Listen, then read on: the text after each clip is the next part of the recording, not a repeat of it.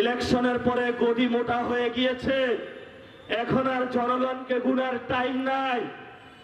সেই জনগণ বাংলাদেশে আছে যাদেরকে শেখ হাসিনা গুনে নাই। শেখ হাসিনার গদিতে গিয়ে সেই জনগণ কিন্তু আগুন লাগাইয়া দিয়েছিল।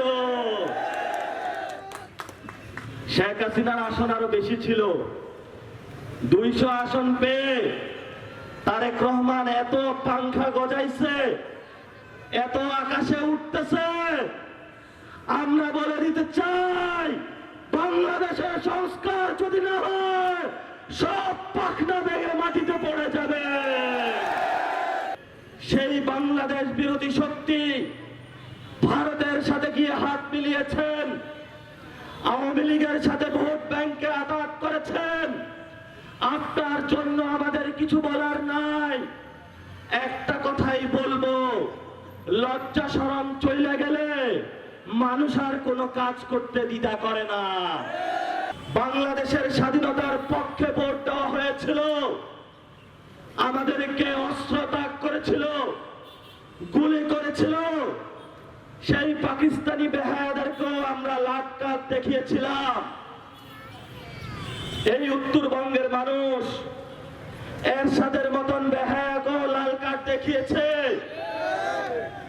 যদি আরো কোন নতুন বেহায়া বাংলাদেশে সৃষ্টি হয়, সেই বেহায়াকে আমরা শুধু লাল কার্ড নয়, নতুন আরো কোন কাজ শেখ হাসিনাকে আমরা দেখিয়েছিলাম, আরো কড়া কার্ড তাদেরকে দেখানো হবে। আজকে প্রধানমন্ত্রী বিএনপির জন্য চালু করেছে কৃষি কার্ড, ধর্ম কার্ড, প্রবাসী কার্ড। আমার খেটে খাওয়া মানুষের পকেটের টাকা কেটে নিয়ে আমরাও বলেছি, আমরাও তো একটা কার্ড চালু করব।